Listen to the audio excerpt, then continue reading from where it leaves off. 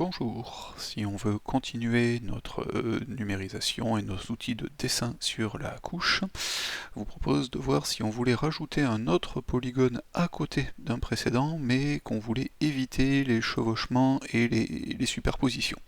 Là, si jamais je clique pour faire un autre polygone, vous voyez que je vais cliquer juste à côté, mais à moins de zoomer énormément, et puis même en zoomant énormément, vous voyez qu'il y aura des chevauchements, que ça sera pas parfait, ça va donner une horreur sur votre carte. Donc comment on fait pour éviter ça? Vous avez le petit aimant là, donc quand vous cliquez dessus et que vous faites un nouveau polygone, si jamais je me balade sur le précédent, vous voyez, hop, ici j'ai un carré violet, il me repère les sommets.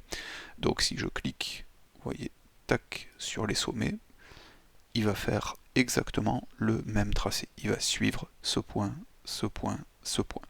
Et donc ensuite, je peux continuer la partie de mon nouveau polygone. Et donc là, je vais avoir quelque chose qui serait exactement comme il faut. Alors là, il apparaît pas parce que j'avais fait les symboles gradués et que je l'ai nommé 5 et qu'il n'y avait pas de 5 dans ma table attributaire précédente. Donc vous voyez là, hop, le nouveau polygone qui est apparu, il suit exactement la même ligne et ça sera donc très harmonieux sur la carte. Maintenant, autre modification qu'on peut faire sur les polygones. Admettons qu'à force de travailler, je me rende compte que en fait ici, il n'y avait pas qu'un seul pâté de maison, mais il y en avait deux et qu'ils étaient jointifs. Et que j'ai fait qu'un seul polygone. Donc soit je le supprime, je le détruis. Donc bon, pour ça c'est simple, hein, vous avez ici le sélecteur, je clique dessus, je le sélectionne, et quand je clique toujours sur l'outil d'édition, je sélectionne pour dire que lui je veux l'éditer, et ensuite je fais supr sur le clavier, hein, la touche supr, et j'ai plus qu'à l'enlever.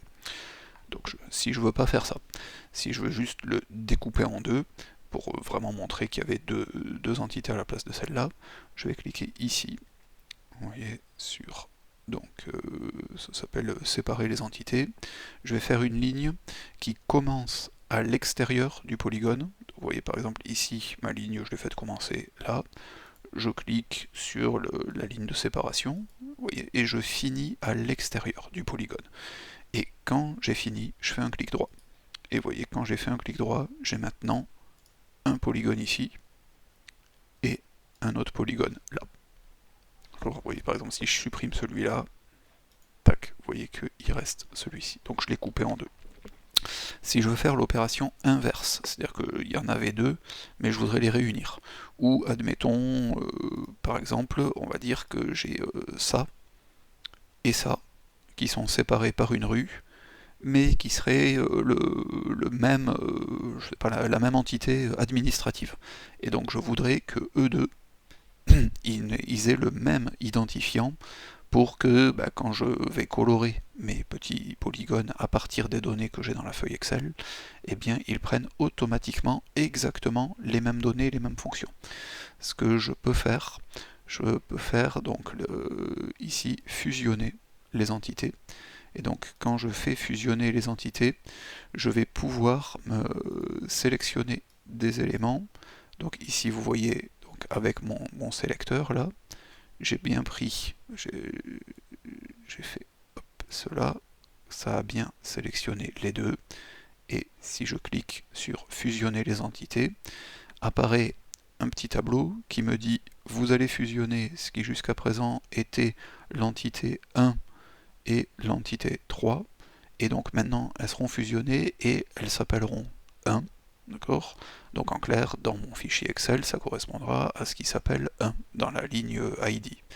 Donc je fais OK, et donc vous voyez que par exemple maintenant, si jamais je sélectionne par exemple lui, hop, vous voyez, bon ça se voit, la sélection ça se voit grâce aux petites croix rouges sur l'extérieur, vous voyez qu'il m'a sélectionné les deux.